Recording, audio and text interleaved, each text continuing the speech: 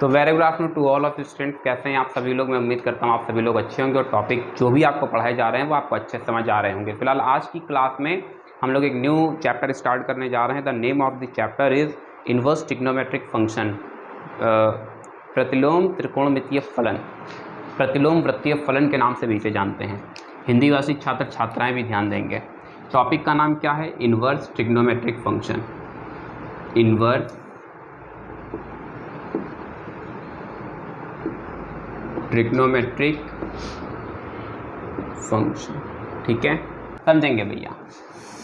Topic थोड़ा बीच से pick किया जा रहा है, इसलिए हो सकता है कि कुछ कम समझ आए, मगर परेशान नहीं होंगे। सेट्स रन कराया जा रहा था, मैं उम्मीद करता हूँ आपने अच्छी तरीके से सीखा होगा। सेट्स में हम लोगों ने सीखे थे four fundamental operation. Four fundamental operation में यूनियन सीखा, इंटरसेक्शन सीखा, सब्ट्रैक्शन सीखा और एक उसी में सीखा था प्रोडक्ट। फिर प्रोडक्ट में हमने सीखा Cartesian product of two non empty sets, Cartesian product of two non empty sets. तो हमें मिल जाता है ए क्रॉस बी। ध्यान से समझते रहेंगे और जो नहीं समझ आ रहा है उसको तब भी समझने की कोशिश करेंगे। हालांकि ये टॉपिक बीच से टॉपिक किया जा रहा है, हो सकता है ये बात कुछ कम समझ आए, मगर परेशान नहीं होंगे। सेट्स का लास्ट वीडियो आप लिस्ट को थोड़ा सा वीडियो की लिस्ट को स्क्रॉल करना, तो तुमको एक लास्ट पार्ट देखने को मिलेगा सेट्स का, क्लास 11th का। उसमें तुमको एक प्रॉपर चार्ट देखने को मिलेगा, कंसेप्ट मैप है। उस कंसेप्ट मैप तुमको ये पूरा हिस्सा समझ आ जाएगा, क्योंकि 11th आप लोग पास करके हैं और 12th में ये हिस्सा इन्वॉल्व है। ए क्रॉस बी का हम जनरेट कर देते हैं बच्चा एक सबसेट। उस सबसेट को हम एक नया नाम देते हैं जिसको बोलते हैं रिलेशन। रिलेशन को हम एक कंडीशन प्रोवाइड कराते हैं, 1 इनपुट इक्वल्स टू 1 आउटपुट। क्या कहा? 1 इनपुट इक्वल्स टू 1 आउटपुट। एक इस तरीके का रिलेशन जिसको एक इनपुट देने पर एक आउटपुट ही मिलता है। अब रिलेशन का मतलब यहाँ पर जो रिलेशन का सेंस है वो वाला रिलेशन नहीं जो आप समझते हैं ब्रदर सिस्टर या फिर मदर फादर, ये वाला यहाँ पर रिलेशन नहीं चल रहा है। रिलेशन का जो यहाँ पर सेंस होगा वो सेंस एक्चुअली किसी एक मैथमेटिकल रिप्रेजेंटेशन के रिकॉर्डिंग होगा, just like Y square equals to X. ये है एक रिलेशन। ये क्या है? ये है एक रिलेशन। यहाँ से समझने की कोशिश करते हैं। Y square equals to X एक रिलेशन है। अब हमें फंक्शन तक आना है, तो इस तरीके के रिलेशन जिनको एक इनपुट देने पर तुमको क्या मिलेगा? एक और केवल एक ही आउटपुट मिलेगा, उसको हम क्या नाम दे देते हैं? फंक्शन नाम दे देते हैं। फिर फंक्शन का क्लासिफिकेशन, कई बार आपने वो कंसेप्ट मैप देखा होगा वीडियोस के बीच में, कोशिश करूंगा कि यहाँ पर भी अटैच कर दूं ताकि आपको बेहतर तरीके से समझ आए। फंक्शन में क्लासिफिकेशन आप क्लास 11th में सीख करके आए हैं। यहाँ पर आप टाइप सीखते हैं, टाइप। ठीक है, टाइप्स। इस टाइप्स की कैटेगरी में 4 टाइप आपको देखने को मिलेंगे, 1-1, फिर मैनी वन, फिर 1-2, ऑन-टू और फिर इन-टू। इन 4 कैटेगरी में मैंने कहा था 2 आपस में इंटरचेंजेबल होंगे, 2 नहीं होंगे।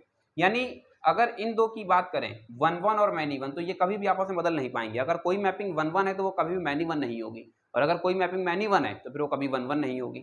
सेम प्रोसेस, अगर कोई मैपिंग ऑन-टू है तो इन-टू नहीं होगी, और अगर इन-टू है तो ऑन-टू नहीं होगी।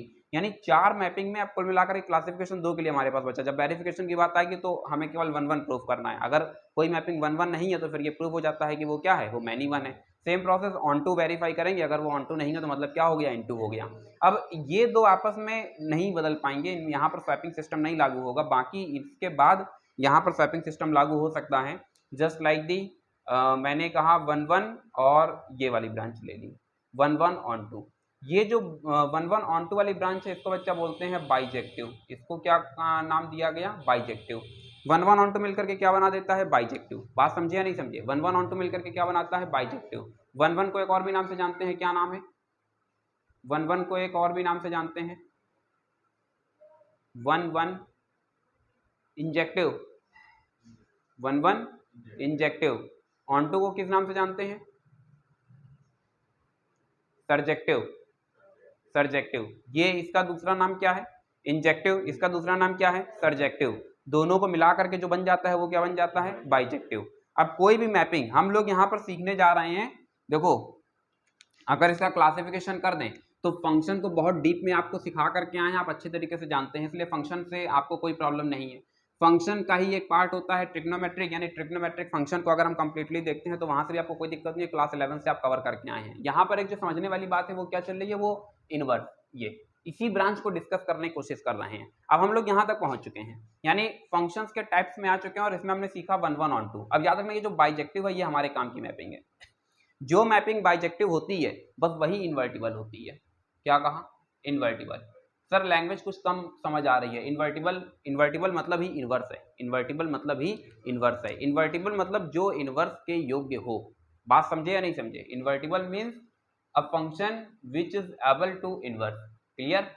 आगे देखते हैं बच्चा, ये जो इन्वर्टिबल मैपिंग है यही असल में जन्म दे देती है किसको? इन्वर्स को, यानी यहीं से जनरेट होगा क्या? Inverse function. और याद रखना ये जो इन्वर्टिबल है ये हर फंक्शन का इन्वर्टिबल नहीं होता है। आप याद रखेंगे जो मैपिंग बाइजेक्टिव होगी बस वही इन्वर्टिबल होगी। क्या कहा? जो मैपिंग बाइजेक्टिव होगी वही क्या होगी? इन्वर्टिबल होगी। अब यहाँ पर इन्वर्टिबल मतलब एफ इन्वर्स से है। अगर कोई मैपिंग एफ है तो फिर उसका इन्वर्स क्या होगा? एफ इन्वर्स होगा। बात समझे या नहीं समझे? यहाँ से दो चीजें आपको समझनी होंगी, एक इन्वर्स और एक इसी के साथ में आपको समझना होगा रेसिप्रोकल। क्या कहा? रेसिप्रोकल। क्या दोनों चीजें सेम होती हैं? मैं जानना चाहता हूँ क्या इन्वर्टिबल और रेसिप्रोकल बोथ आर सेम? नहीं, ये बात एकदम सही है कि ये दोनों आपस में इंटरचेंजेबल नहीं होंगे। यानी यहाँ से पता चलता है invertible and reciprocal both are distinct. हाँ भाई श्रद्धा, बताओ जरा कोई example. Yes, what do you think about it? Yes, क्या कहना चाहते हैं आप? बताइए। यस ओबरॉय। किसी के पास कोई जवाब नहीं है। इन्वर्टिबल और रेसिप्रोकल दोनों ही क्या हैं? अलग अलग है। इसको हम लोग बहुत आसानी से समझ सकते हैं। इसका हमारे पास बच्चा जो एग्जाम्पल आता है इन्वर्टिबल का, उस इन्वर्टिबल के एग्जाम्पल में हमारे पास जैसे आया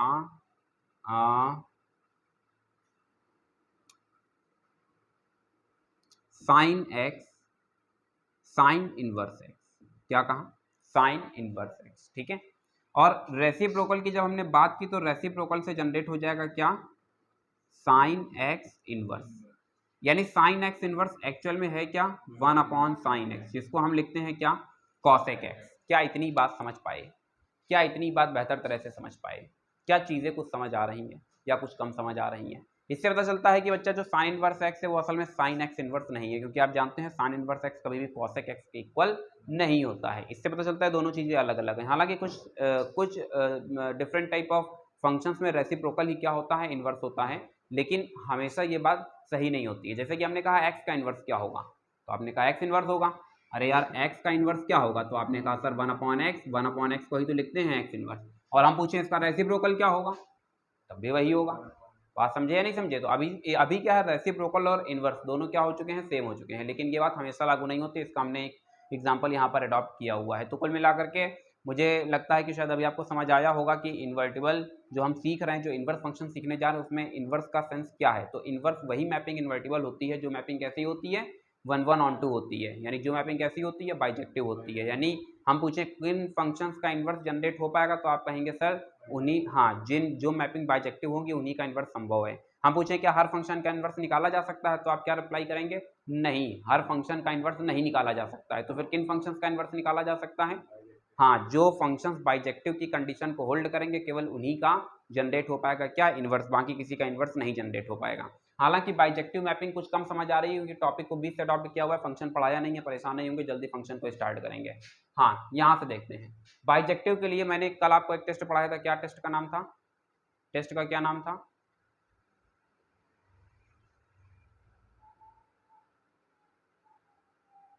चारों तरफ सन्नाटा छाया हुआ है, ये सही है।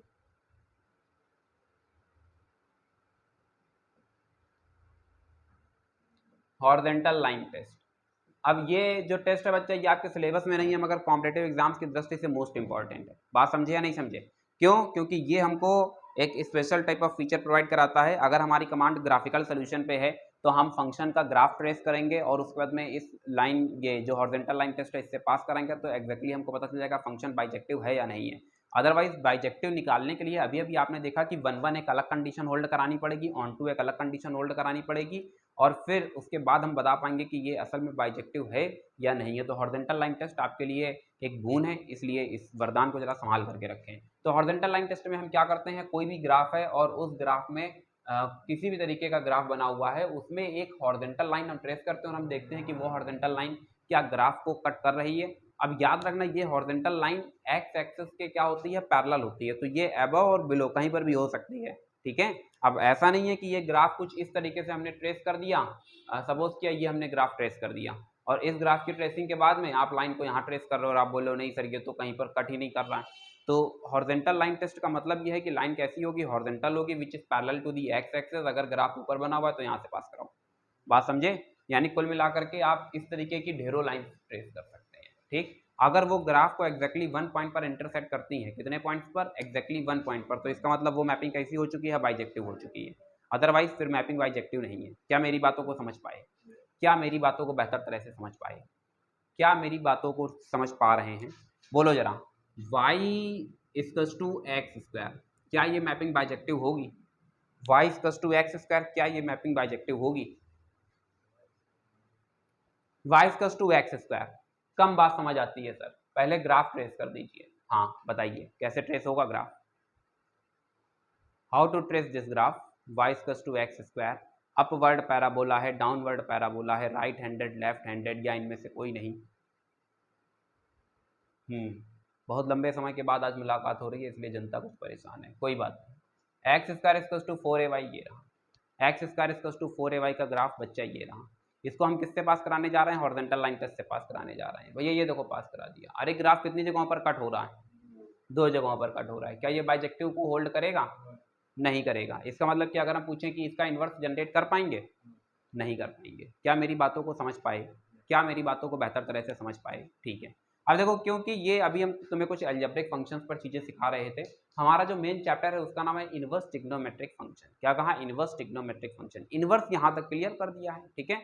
अब इनवर्स का भरत मिलाप करा रहे हैं किसके साथ में, ट्रिग्नोमेट्री के साथ में। अब ट्रिग्नोमेट्री में हम अच्छी तरीके से जानते हैं ट्रिग्नोमेट्रिक के 6 जो आइडेंटिटीज होती हैं कौन कौन सी 6 आइडेंटिटीज हैं ट्रिग्नोमेट्री की, ये तो कभी पढ़ाया ही नहीं गया।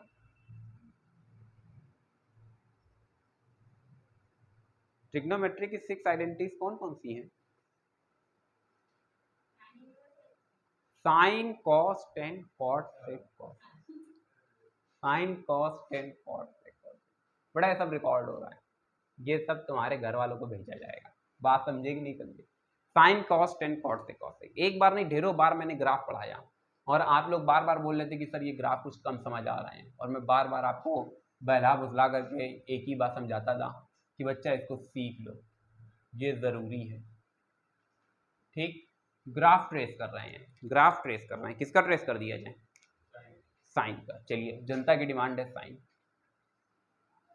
And so on, and so on. देखो यार ये सब सेम साइज के बनते हैं, थोड़ा सा फ्री हैंड डायग्राम है इसलिए थोड़ा सा एरर आपको देखने को मिल रहा है। अब बोलो क्या ये मैपिंग बाइजेक्टिव है, मैं जानना चाहता हूं क्या ये मैपिंग बाइजेक्टिव है।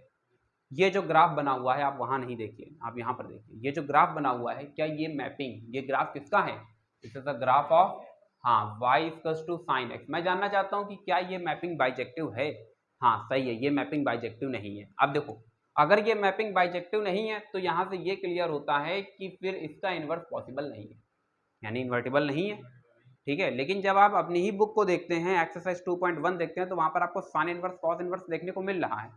अब एक यहाँ से न्यू क्वेश्चन फॉर्म होता है, क्वेश्चन ये फॉर्म होता है कि अगर साइन एक्स इन्वर्टिबल नहीं है, इन्वर्टिबल नहीं है, तो फिर आखिरकार साइन इनवर्स एक्स जनरेट कैसे हो गया, ठीक है। हालांकि आधी चीज आप सीख चुके हैं, बोर्ड एग्जाम में ये क्वेश्चन बिल्कुल एकदम रखा हुआ है। इस साल जब आप 2022 में पेपर अटेम्प्ट लेंगे तो वहां पर एक क्वेश्चन आपको बिल्कुल श्योर है देखने को मिल जाएगा। कौन सा क्वेश्चन देखने को मिलेगा, साइन एक्स, कई कई तरीके से पूछा जाता है, लिख कर क्या था, show that sine X is not a bijective mapping, ठीक है। ऐसा भी पूछ देता है कि show that sine X is many one into mapping. बात समझे या नहीं समझे, क्या मेरी बातों को समझ पा रहे हैं, ठीक है। तो ये जब हम लोग फंक्शन के अंदर पढ़ रहे होंगे तो याद रखना जो साइन एक्स है वो 1-1 नहीं होता है, वो कौन सी मैपिंग है, मैनी वन इनटू मैपिंग है। बात समझे या नहीं समझे। अब यहाँ पर सवाल ये है कि सर अगर ये सच में मैनी वन इनटू मैपिंग है तो फिर ये तो इसका कॉन्ट्रेरी हो गया, एक तरीके से कॉन्ट्रडिक्शन हो गया। अभी तो आप बता रहे हैं कि बाइजेक्टिव होगा तभी इन्वर्टिबल होगा। तो बच्चा देखो करते क्या है कि ये बात तो सही है कि अभी इसका इन्वर्स निकालना संभव नहीं है क्योंकि हॉरिजॉन्टल लाइन टेस्ट में ये फेल हो रहा है। तो हमारे दिमाग में एक आइडिया आता है, आइडिया ये आता है कि हम इसको बाउंड कर देंगे। कहाँ से कहाँ तक बाउंड कर देंगे? -π/2 से +π/2 के बीच में। गुड, बहुत बढ़िया। ये इतना रीजन हमने क्या किया बच्चा? बाउंड कर दिया। ध्यान से समझते रहेंगे, इतना रीजन हमने कर दिया बाउंड। अब बाउंड का सेंस बस तुम इस तरीके से समझो कि ग्राफ ही हम केवल इतना ट्रेस करेंगे, पूरा ग्राफ जो है ये सब रफ हो जाएगा बस। अब देखो, अब मुझे बताओ क्या हॉरिजॉन्टल लाइन टेस्ट से ये पास होगा या नहीं होगा? हो जाएगा। अब ये मैपिंग कैसी हो चुकी है? बाइजेक्टिव हो चुकी है। क्या इतनी बात समझ पाए? ठीक है। अगर ये मैपिंग अब बाइजेक्टिव हो चुकी है तो इसका मतलब कि अब हम इसका इन्वर्स जनरेट कर सकते हैं। मगर याद रखना कि ये मैपिंग बाइजेक्टिव तभी है जब हमने इसको -π/2 से +π/2 के बीच में क्या कर दिया है? बाउंड कर दिया है। क्या मेरी बातों को समझ पाए? ठीक है, एक बार फिर से इसी ग्राफ को ट्रेस कर रहे हैं। This is a graph of sine x, ठीक है। और ये वाला जो बच्चा अभी आपको देखने को मिल रहा है साइन एक्स, इसी का जब इन्वर्स जनरेट करोगे तो तुमको ब्लू से देखो देखने को मिल रहा है, ठीक है। This is a graph of sine inverse x. ये जो ग्राफ है ये किसका ग्राफ है? साइन इनवर्स एक्स है। जबकि ये जो ग्राफ है ये किसका ग्राफ है? साइन एक्स का ग्राफ है। क्या इतनी बातों को समझ पाए? अब साइन एक्स के बारे में थोड़ी सी बात कर लेते हैं कि जो ग्रीन कलर से ग्राफ बना हुआ है इसके बारे में बताओ, इसका रेंज क्या होता है? रेंज क्या है इसका? गुड, बहुत बढ़िया। -1 से +1, रेंज क्या हो गया? -1 से +1। हाँ, और इसका जो डोमेन होगा वो क्या होगा? डोमेन क्या होगा? डोमेन क्या होगा?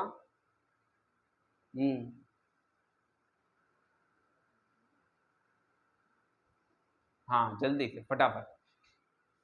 बच्चा देखो, ये ग्राफ पूरे के पूरे एक्स एक्सिस पर बंदा चला जाएगा, इधर पॉजिटिव प्लस इन्फिनिटी, इधर माइनस इन्फिनिटी। तो मालूम चल रहा है कि इसका जो डोमेन होगा वो क्या होगा? पूरा का पूरा रियल नंबर आर होगा। एक बार नहीं या ढेरों बार पढ़ाए होंगे। ये रेंज रहा और ये क्या रहा? डोमेन रहा, ठीक है। अब देखो, जब हमने इसी ग्राफ को जो ग्रीन कलर से बना हुआ है, जिसका एक कुछ पोर्शन यहाँ ब्लैक से दिखाया जा रहा है, ये भी साइन एक्स का ही ग्राफ है, तो यहाँ पर हमने रीजन को बाउंड कर दिया है। तो बच्चा याद रखना, तुमको यहाँ पर अब बुक्स में दो चीजें देखने को मिलेंगी। नंबर एक, आपको देखने को मिलेगा साइन इनवर्स एक्स का डोमेन, और दूसरा आपको देखने को मिलेगा रेंज, ठीक है। इनवर्स फंक्शन कुछ होता नहीं है, बस होता क्या है? एक्स और वाई आपस में इंटरचेंज हो जाते हैं। क्या कहा? एक्स और वाई आपस में इंटरचेंज हो जाते हैं, उसे बोलते हैं हम लोग क्या? Inverse function. समझने की कोशिश करेंगे। यहां पर अगर हम बात करते हैं साइन इनवर्स एक्स की, तो साइन इनवर्स एक्स डोमेन बोलो, डोमेन कहां से कहां तक बाउंड किया गया है? कहां से कहां तक बाउंड किया गया है? -1 से +1। लल्लू लाल, वो साइन एक्स को -π/2 से +π/2। अब जब उसका इन्वर्स निकालोगे तो कल बता रहे थे क्या होगा? y = x के अबाउट ग्राफ रोटेट कर जाएगा, और जैसे ही रोटेट करेगा तो ये जो -1 से +1 है ये x एक्सिस पर, और ये -π/2 से +π/2 ये कहां पर? y एक्सिस पर। तो यहां से आपको क्या देखने को मिलता है? क्या मेरी बातों को समझ पाए? क्या मेरी बातों को बेहतर तरह से समझ पाए? कुछ कम बात समझ आती है, ऐसी बात है। कहाँ बात कम समझ आती है? देखो, ये रहा साइन एक्स। ये जो अभी ग्राफ आपको देखने को मिल रहा है ग्रीन कलर से, ये साइन एक्स का ग्राफ है। इसका रेंज पता है, इसका डोमेन पता है। याद रखना, जब भी हम इनवर्स फंक्शन की बात करते हैं तो डोमेन और रेंज आपस में इंटरचेंज हो जाते हैं। क्या हो जाते हैं? इंटरचेंज हो जाते हैं। यानी जो यहाँ पर डोमेन है, जब हम उसी फंक्शन के इनवर्स की बात करेंगे तो यही डोमेन वहां पर किस नाम से जाना जाएगा? रेंज के नाम से। और जो यहाँ पर रेंज है वो किस नाम से जाना जाएगा? डोमेन के नाम से जाना जाएगा। ये पूरा ग्राफ तो लिया नहीं था, यानी डोमेन जो पूरा रियल नंबर आ रहा है, इस डोमेन को हमने कहां पर बाउंड किया हुआ है? -π/2 से +π/2 तक। यही तो तुमको ब्लैक कलर से दिख रहा है। तो बच्चा यही जो डोमेन है, अब ये कहां पर जाएगा? रेंज में जाएगा। बात समझे कि नहीं समझे? और ये जो अभी इसकी रेंज थी वो कहां पर चली जाएगी? डोमेन पर चली जाएगी। क्या इतनी बातों को आप समझ पाए? क्या इतनी बातों को आप बेहतर तरह से समझ पाए? कोई दिक्कत यहाँ तक? क्या यहाँ तक कोई समस्या? आगे बढ़ा जाए तो -1 से +1 और -π/2 से +π/2। अब सवाल ये उठता है कि सर ये तो एक छोटी सी बात थी, आप सीधे भी बता सकते थे, अब इतना ज़्यादा आपने कंफ्यूज कर डाला, इतना सब पूरा लंबी थ्योरी सुना डाली। देखो बच्चे, क्या है कि यहाँ पर जो एक्सरसाइज 2.1 है, इसमें आपको एक चीज़ सीखनी है जिसको हम बोलते हैं प्रिंसिपल वैल्यू, ठीक है। अब सबसे बड़ा सवाल ये उठता है कि प्रिंसिपल वैल्यू में प्रिंसिपल का यहाँ पर क्या सेंस है, ठीक है।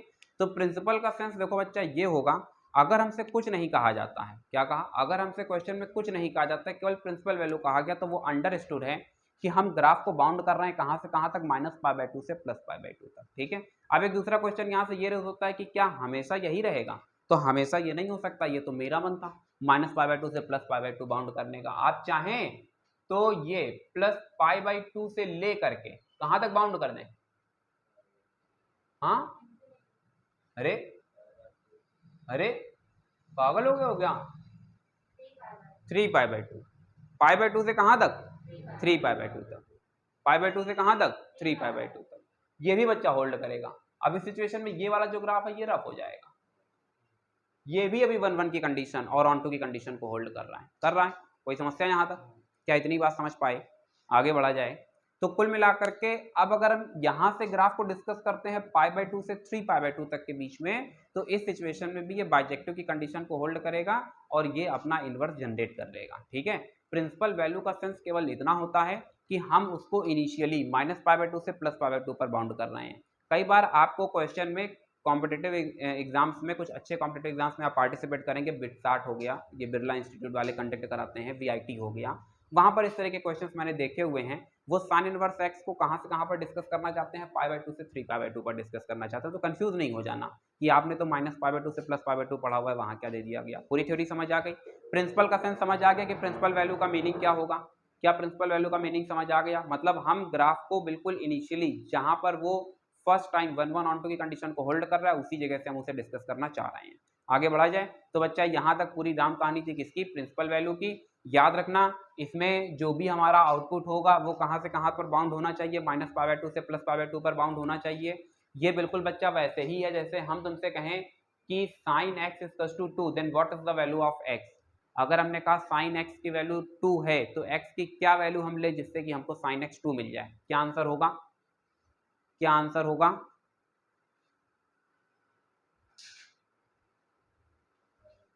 हाँ बिल्कुल सही जवाब। हाँ तेज बोले जरा, क्या कहा आपने, साइन नहीं, साइन इनवर्स, ये देखिए मैं जानता हूँ बच्चा बहुत मासूम होता है, साइन इनवर्स 2 जनता जवाब देती है कितनी, साइन इनवर्स 2। बच्चा ये जो इक्वेशन है ना ये गलत लिखा गया है। अभी आप बता करके आ रहे हैं कि साइन एक्स का ग्राफ कहाँ से कहाँ तक बाउंड होता है, -1 से +1 के बीच में बाउंड होता है, और 2 कहाँ पर डिस्कस किया जा रहा है, यहाँ पर कहीं डिस्कस किया जा रहा है। तुम बताओ क्या कभी ऐसा मैथमेटिकली पॉसिबल है कि sin x = 2 हो जाए। ये एक्सप्रेशन क्या है, ये एक्सप्रेशन गलत है, ये गलत है लल्लू लाल, ये एक्सप्रेशन कैसा है, ये गलत एक्सप्रेशन है। बात समझे या नहीं समझे, ये भी गलत है।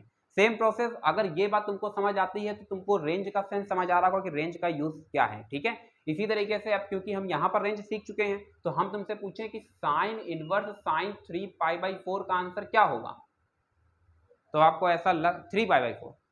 अब देखो 3π/4 गलत है क्योंकि 3π/4 क्या इस वैल्यू के अंदर लाई कर रही है, नहीं लाई कर रही है। क्या मेरी बातों को समझ पाए, तो जब ये वैल्यू लाई नहीं कर रही है तो फिर इसका मतलब कि अभी कुछ मॉडिफिकेशन की जरूरत है। कुछ थोड़ा सा रफ करते हैं, कुछ नोट तो नहीं करना है, वैसे भी सब खिचड़ी पक गई है, नोट क्या ही करोगे। एक काम करते हैं थोड़ा सा रफ कर देते हैं और फिर आगे समझने की कोशिश करते हैं। कुछ 2-3 बेसिक से फॉर्मूला सीखेंगे और उसके बाद में टॉपिक को आगे रन कराएंगे। हालांकि इसके पहले भी ये टॉपिक मैंने स्टार्ट किया हुआ था, तब शायद इतना डिटेल में मैंने आपको नहीं बताया था, फिर मुझे लगा शायद थोड़ा सा ये कुछ नाइंसाफ़ी होगी आपके साथ में, इसलिए इतना एक्सप्लेन कर दिया। लास्ट क्लास तक फॉर्मूलाज का डेरिवेशन बता दिया था। पहले 6 फॉर्मूलाज याद करेंगे।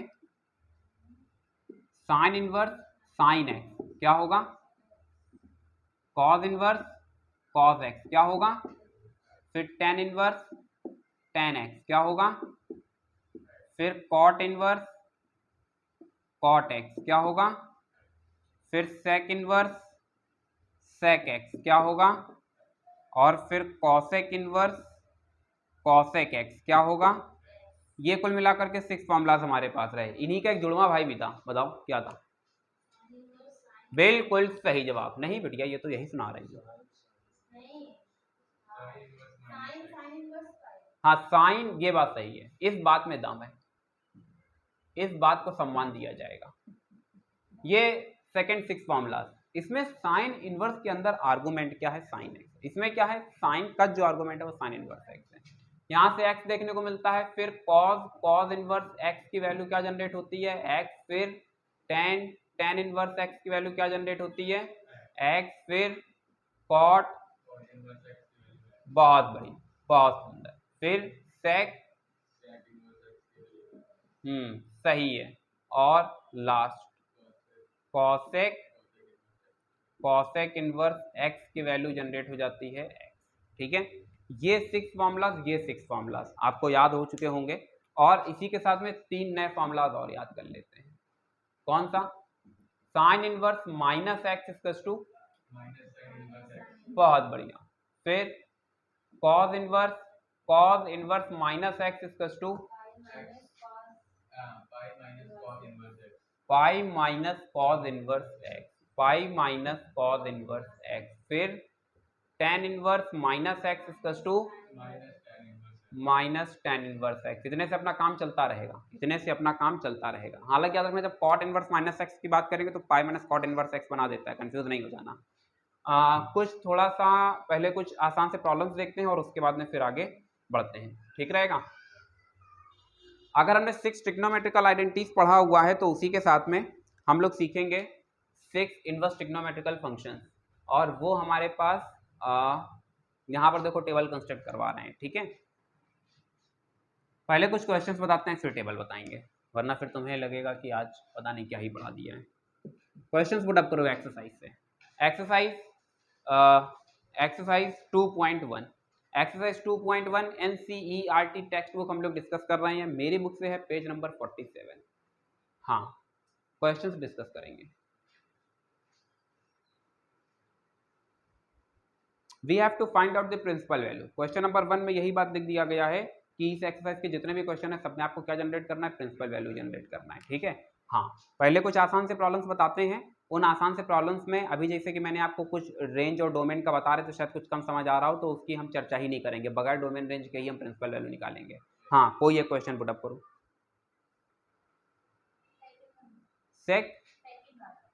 Second cos inverse root 3/2। Question number 2 की डिमांड की गई है और कहा गया है कि कॉस इनवर्स रूट 3/2 का उसी मेथड से सॉल्व करके दिखाइए जिसमें आप कह रहे हैं कि डोमेन रेंज याद नहीं करना पड़ेगा। ठीक है, कोई बात नहीं, वैसे ही सॉल्व करके दिखा देते हैं। कॉस इनवर्स, अब ये अगर बाहर कॉस इनवर्स है, अगर बाहर कॉस इनवर्स है तो अंदर क्या होना चाहिए, कॉस होना चाहिए। तो अब हम रूट 3/2 जो वैल्यू पुट करेंगे वो किस टर्म पे पुट करेंगे, टर्म ऑफ कॉस पुट करेंगे। हाँ, कॉस तो मैंने बता दिया, आगे की वैल्यू आप बताइए। रूट 3/2 किसमें होती है, 60 30 π/6 इज द करेक्ट आंसर, π/3। ठीक है, π/6 होगा, π/6। यहां से देखो बच्चा कौन सा फॉर्मूला अप्लाई हो रहा है, ये वाला फॉर्मूला अप्लाई हो रहा है, यानी यहां से हमें देखने को क्या मिल जाता है, π/6 मिल जाता है। क्या इतनी बात समझ पाए, क्या इतनी बात बेहतर तरह से समझ पाए। आप याद रखेंगे जैसे साइन इनवर्स के लिए बताया वैसे ही कॉस इनवर्स के लिए भी होता है। -1 से +1, ये फंक्शन रहा आपका, ये रहा आपका फंक्शन कॉस इनवर्स एक्स। -1 से +1 ये इसका क्या हो जाता है, डोमेन हो जाता है। रेंज इसकी जो होती है वो 0 to π होती है, क्लोज इंटरवल 0 to π। एटलीस्ट दो फॉर्मूलास तो आपको याद ही हो जाने चाहिए डोमेन रेंज पर। साइन इनवर्स के लिए क्या बताया था, साइन इनवर्स के लिए क्या बताया था, साइन इनवर्स के लिए क्या बताया, -1 से, और वो भी क्लोज इंटरवल पर। कौन से इंटरवल पर, क्लोज इंटरवल पर। ये जो चल रहा है ये क्या चल रहा है, ये जो चल रहा है ये ब्लॉक, ये डोमेन चल रहा है। ये क्या चल रहा है, डोमेन चल रहा है। ये जो चल रहा है ये क्या चल रहा है, रेंज चल रहा है। ये बात सही है। तो कुल मिलाकर के मुझे लगता है कि शायद ये दो फॉर्मूलाज अभी आपको याद हो गए हैं डोमेन और रेंज के लिए। आगे बढ़ते हैं और फिर देखते हैं। नेक्स्ट क्वेश्चन पुटअप करेंगे, नेक्स्ट क्वेश्चन पुटअप करेंगे, नेक्स्ट क्वेश्चन पुटअप करेंगे। हाँ, क्या आप सभी लोगों ने पूरे क्वेश्चन अटेम्प्ट ले लिए हैं, क्या अब आपके पास कोई डाउट नहीं बचा है, क्या आप लोग यही कहना चाहते हैं आंखों आंखों में। बहुत बढ़िया, बहुत सुंदर। अच्छा, क्वेश्चन नंबर 10 की डिमांड की जा रही है, कहा जा रहा है कि क्वेश्चन नंबर 10 सॉल्व करके दिखाइए। 10 के पहले किसी को कोई दिक्कत, 10 के पहले किसी को कोई प्रॉब्लम, कोई प्रॉब्लम नहीं, अटेम्प्ट लिए हैं प्रॉब्लम, ठीक है, बहुत बढ़िया, बहुत सुंदर। आइए देख लेते हैं क्वेश्चन नंबर 10। जनता का कहना ये सब आप पहले पढ़ा चुके हैं, इसलिए यहाँ पर पूछने के लिए कुछ बचा नहीं है। एकदम सही जवाब, कॉसेक इनवर्स -√2। अब देखो भैया कॉसेक इनवर्स, ये माइनस साइन बाहर आ जाता है तो माइनस का कॉसेक इनवर्स √2, ठीक है। और इसी जगह से ये देखो फॉर्मूला मुझे लगता है काम कर रहा है। अगर कॉसेक इनवर्स बाहर है तो अंदर भी क्या होना चाहिए, कॉसेक होना चाहिए। तो हम इस √2 की वैल्यू किसके टर्म पर पुट करेंगे, कॉसेक। तो √2 किसकी वैल्यू हो जाएगी, हाँ कॉसेक π/4, शायद -π/4 इसका आंसर आ जाता है। क्या इतनी बातों को आप समझ पाए, क्या इतनी बातों को आप समझ पाए। इसी जगह से अभी आप क्या करेंगे, कुछ different type of new formulas याद कर लेंगे। Sine inverse x cosec inverse 1/x के इक्वल होता है। फिर कॉस इनवर्स एक्स, गुड, फिर बहुत बढ़िया, फिर नेक्स्ट, अरे cot inverse X equals to, फिर next X equals to cos inverse 1/x, जनता गलत करवा रही है, cosec inverse X equals to 1/x। अब देखो बच्चा, ये जो अभी हम लोग प्रॉब्लम सॉल्व करके लाए, हम चाहते तो इस प्रॉब्लम को इस मेथड से भी सॉल्व किया जा सकता था। नहीं पता है कि √2 में कॉसेक में किसकी वैल्यू होती है, तो हम क्या करेंगे, हम कॉसेक इनवर्स √2, ध्यान से समझेंगे, कॉसेक इनवर्स माइनस का जो √2 है हम इसको रिप्रेजेंट करेंगे साइन इनवर्स माइनस का 1/√2। क्या ये बात समझ पाए? क्या आप मुझे बता सकते हैं किस फॉर्मूले का इस्तेमाल किया गया इन सब में? बिल्कुल सही जवाब, लास्ट वाला कहा गया है, लास्ट वाला। चलो आगे देख लेते हैं।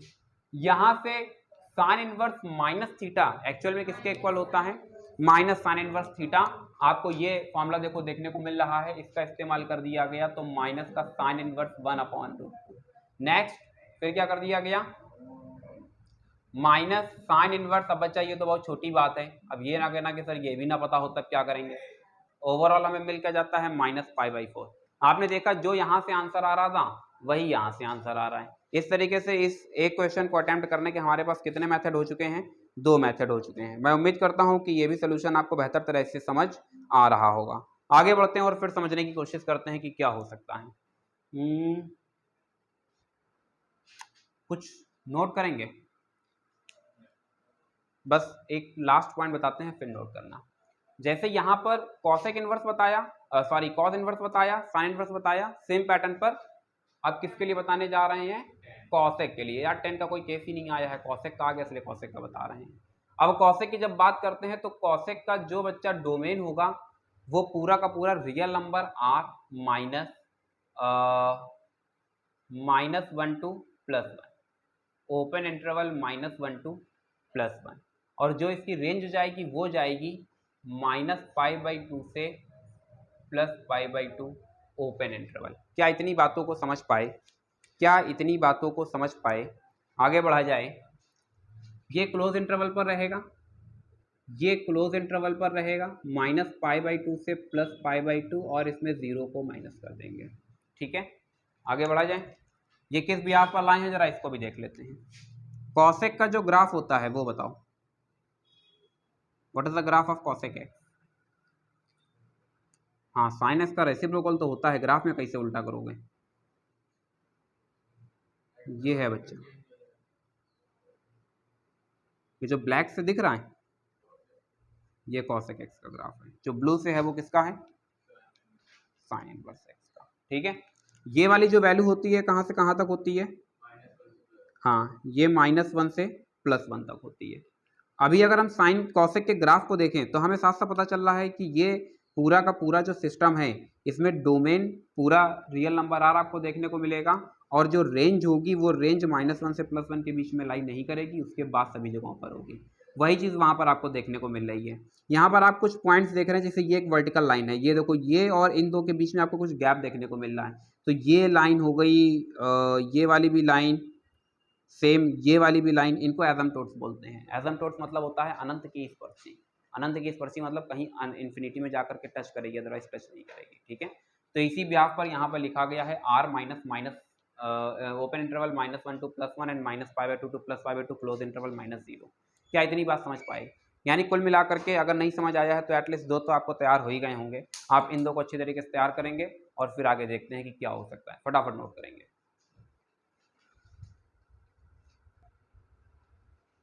ठीक है, कुछ पोर्शन रफ करते हैं। लगभग सारे क्वेश्चंस आपके एक्सरसाइज के इस मेथड से सॉल्व हो जाएंगे। इस मेथड में करना कुछ नहीं होता, आपको प्रिंसिपल वैल्यू नहीं कंसीडर करना होता है। आपको सिंपली क्या करना है, जो भी चीज़ दी गई है, जो भी वैल्यू दी गई है, आप उसको सिंपली 0 to π/2 के बीच में आपको उसे डिफाइन करना है। डिफाइन करने के बाद में आप उसकी वैल्यूज रखेंगे, यहाँ से किसी एक सुटेबल फॉर्मूले को अप्लाई करेंगे और आपको आंसर देखने को मिल जाएगा। ठीक है, अब एक दूसरा केस लेते हैं, वो केस जिसमें कि देखते हैं कि ये मेथड प्रॉपर काम कर पाएगा या नहीं कर पाएगा। अब ये थोड़ा सा टिपिकल होगा, इसके लिए हमें डोमेन रेंज जरा समझना होगा। जैसे हमने लिखा sine inverse sine 3π/4, what is the value of this result. लग रहा है कि साइन इनवर्स से साइन कैंसिल होगा और हमें देखने को मिल जाएगा क्या, सिंपली x मीन्स 3π/4। मगर बच्चा 3π/4 आंसर नहीं है। अभी अभी आप सीख करके हैं कि इसकी जो वैल्यू होती है वो कहाँ से कहाँ तक, -π/2 से +π/2 जो रेंज हमारे पास रहेगी। तो एक चीज़ तो क्लियर है कि 3π/4 आंसर गलत है। ठीक है, मोस्ट पॉपुलर केस है, अक्सर टीचर कंफ्यूज करने के लिए पूछ लेते हैं। साइन 3π/4 ये जो वैल्यू है, पहले अपने मेथड से बता रहे हैं जिसमें कि आपको डोमेन रेंज याद नहीं करना पड़ेगा। आप क्या करो, साइन 3π/4 की वैल्यू ही पुट कर दो। साइन 3π/4 एक्चुअल होता है साइन 135 डिग्री, जिसकी वैल्यू लाई करती है 1/√2। अब क्या करो, इसको फिर से रीराइट करो in term of sine, then we get the π/4 और हमें आंसर देखने को क्या मिला, π/4। आसान है, आपको कुछ याद नहीं करना पड़ा, लेकिन थोड़ा सा टिपिकल था। अब आपको साइन 3π/4 की वैल्यू पता होनी चाहिए। ठीक है, इसलिए मैं आपको बार बार समझा रहा हूं कि आप डोमेन और रेंज को क्या कर लें, याद कर लें। अगर आपको याद होगा तो आप सिंपली आंसर सीधे भी निकाल सकते थे। सेकेंड मेथड इसका देख लेते हैं, साइन इनवर्स साइन 3π/4 को हम लिख सकते हैं पाई माइनस π/4। और अब आप जानते हैं कि साइन इनवर्स ये लिखा गया है साइन π/4 और यहाँ से आपको आंसर मिलता है π/4। बस यहाँ पर एक सोचने वाली बात है कि आखिरकार π-π/4 के फॉर्म पर रिप्रेजेंट क्यों किया गया है, तो उसका भी मैंने आपको सोल्यूशन बता दिया है। अगर आपको रेंज अच्छी तरीके से याद है तो आपको पता चल जाएगा कि 3π/4 हमारी रेंज में नहीं आ रहा है, इसलिए हमें क्या करना पड़ेगा, इसको रीराइट करना पड़ेगा। तो जाहिर सी बात है, रीराइट करने के लिए या तो 180 प्लस या फिर 180 माइनस। आपको याद होगा जब 11th में आपको सिखा रहे थे तब इन वैल्यूज पर मैं आपको बार बार फोर्स कर रहा था, 90 और 270 का इस्तेमाल कम करते हैं हम लोग, 180 और 360 का इस्तेमाल ज़्यादा करते हैं, जिसका एक प्रत्यक्ष एग्जाम्पल आपके सामने यहाँ पर देखने को मिल रहा है। ठीक है, आगे बढ़ते हैं और फिर देखते हैं कि अभी आज सीखने के लिए क्या बचा हुआ है। इन सब के डेरिवेशन भी पूछ लिए जाते हैं, इसलिए डेरिवेशन भी आपको आने चाहिए। फिलहाल आज की हमारी फर्स्ट क्लास थी, इसलिए आज की क्लास में डेरिवेशन नहीं बताया जा रहा है, समझेंगे। साइन इनवर्स का डोमेन क्या है, -1 से +1 और रेंज क्या है, -π/2 से +π/2। फिर कॉस इनवर्स भी याद हो गया होगा और 0 to π। फिर साइन कॉस के बाद में बच्चा आता है tan इनवर्स x, पूरा का पूरा रियल नंबर r, और यहाँ से आपको देखने को मिलेगा ओपन इंटरवल -π/2 से +π/2। फिर कॉट इनवर्स x, पूरा का पूरा रियल नंबर r और 0 to π, ओपन इंटरवल 0 to π। फिर दो और बचे, सेक इनवर्स x और कॉसेक इनवर्स x में क्या बताया, ओपन इंटरवल, यहाँ पर भी सेम ही रहेगा -1 to +1, यहाँ पर क्लोज इंटरवल ही रहेगा, क्लोज इंटरवल -π/2 टू फिर -0, करली ब्रैकेट नहीं, मतलब इस सेट के अंदर -π/2 से +π/2 की सारी वैल्यूज ली जाएंगी, मगर क्या नहीं लिया जाएगा, 0 नहीं लिया जाएगा। आप जानते हैं कि जब इसको हम रियल लाइन पर प्लॉट कर रहे होंगे तो -π/2 कहीं यहाँ पर आएगा, +π/2 कहीं यहाँ पर आएगा, ये नंबर अडॉप्टेबल नहीं होगा। बस सेम प्रोसेस यहाँ से भी 0 to π अपनी जगह पर रहेगा और माइनस कौन सा हिस्सा बाहर हो जाएगा, 90 पर π/2। क्या इतनी बातों को आप समझ पाए, क्या इतनी बातों को आप बेहतर तरह से समझ पाए? ठीक है, तो बच्चा देखो कुछ क्वेश्चंस होंगे, एक्चुअली 12th स्टैंडर्ड की बात करें तो 12th स्टैंडर्ड पे जो बता रहे हैं आपके उससे आंसर्स आ जाएंगे, बहुत ज़्यादा टिपिकल क्वेश्चंस नहीं आते हैं। कॉम्पिटिटिव एग्जाम्स में कुछ क्वेश्चंस इस तरीके के घुमावदार पूछ लिए जाते हैं जहां पर आपको इनकी ज़रूरत पड़ेगी, इसलिए अगर आप इन्हें याद कर लेते हैं तो कोई दिक्कत वाली बात नहीं है, और हालांकि मुझे लगता भी है कि याद हो गए होंगे। ये जो ब्लॉक चल रहा है इस ब्लॉक को हम क्या नाम देते हैं, डोमेन, जबकि ये जो ब्लॉक चल रहा है इस ब्लॉक को हम क्या नाम देते हैं, रेंज। और इसी के साथ में एक्सरसाइज 2.1 मैं उम्मीद करता हूँ आप आसानी से अटेम्प्ट ले लेंगे। फिलहाल आज के लिए बस इतना ही। Thank you so much to all of you.